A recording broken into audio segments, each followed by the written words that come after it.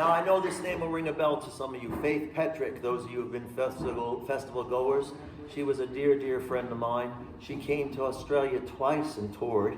She was 98 years old when she passed away in 2013. And I met her in 2001. She was marching in the Martin Luther King Day March in San Francisco. I met her at the festival that weekend. And we were marching with her and my friend Julius, and they were 83 and 84 years old, respectively. And I said, wow, it's great that you're marching in the Martin Luther King March. And then she said, yeah, I got to get on a plane to Australia tomorrow. And she toured. She did the National, the Illawarra Folk Fest. I don't know if she ever came to Kangaroo Valley. No. I don't know if she ever made it to Kangaroo Valley. But Faith Petric, look that name up. Petric. She was a single mother who left a bad marriage and raised her daughter on her own, social worker in San Francisco, and at 55 with her union pension, she started out as a folk singer. And she was a dear friend of Utah's and a friend of mine right to the end. When she fell and broke her hip at 94 years old, she was called the Fort Knox of folk music. She hosted the San Francisco Folk Music Club in her house for 40-some years. A dear friend of Malvina Reynolds, okay, the name you were ringing a bell, Little Boxes, and other great songs. And when she fell and broke that hip, I wanted to write her a song to kind of give her hope to come back, you know. The next year she fell and broke the other hip, by the way, and they put titanium hips in each year. And in 96, with 2 new hips, she went on a plane to Ireland for the last time, all by herself to visit family and friends. But she loved a good song. She loved the Monty Python song. She could sing any song you would name, literally. Maybe not Australian, but U.S. folk songs. And she had a great memory. And so I wrote this song for her, thinking she'd appreciate it if I could get the titanium hip in the song. But it's not easy. It's a lot of syllables. There's not a lot of words that rhyme with titanium. She didn't like geranium. She wasn't Ukrainian. Though she would have supported them. She sure didn't like uranium. But that gave me at least one more choice to write this song, and you may have figured it out. Don't give it away, but if you listen closely, this is the song I sent off to her as she was recovering from that first hip operation. And I sang it to her in her hospice bed a few months before she passed in 2013. Faith Petric.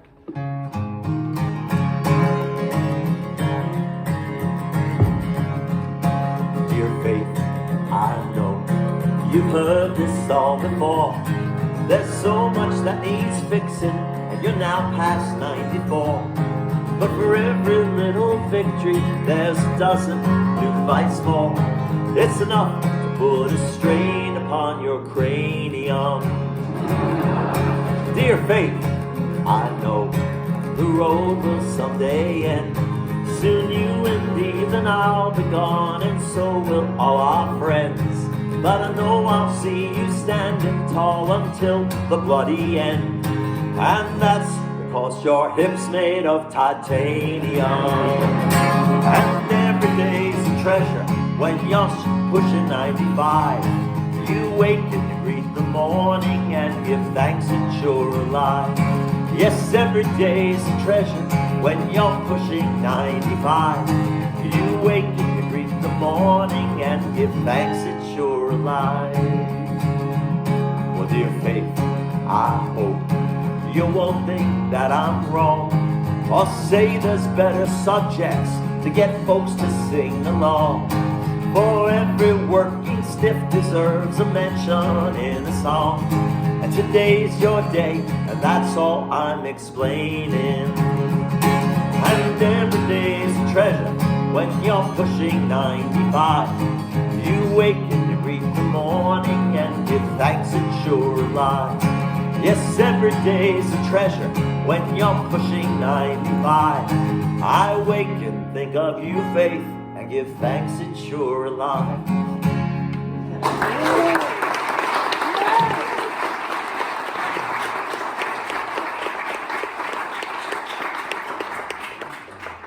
Hard not to let the tears flow when I think about these great people. I've been so lucky to know them. And the biggest lesson Faith told me was, respect your elders, sure, but learn from them. Don't forget they have so much more experience than you will ever have at your age. Whether you're 5, 10, 20, 30, 40. You know, I'm going to sing a song about my singing partner, Julius Margolin, who I mentioned. He was 93 when he passed away. And we were once in Faith's house in January. It was cold, and she said, oh, let's have a fire tonight. The wood's out in the back, in the backyard. And you had to go through Faith's Victorian house to get down through the basement and wander through all the junk in the basement, get out the back door, and then get to the fire pit. And Julius sprang up and said, I'll go get it with you, George. And I said, no, Julius, I'll take care of it. Don't worry about it. Because I didn't want him to fall. It was dark and wet and rainy and all that. And Faith scolded me like you wouldn't believe. George, you let him help him. You let him help. Old people need to feel useful. Amazing. Amazing lesson.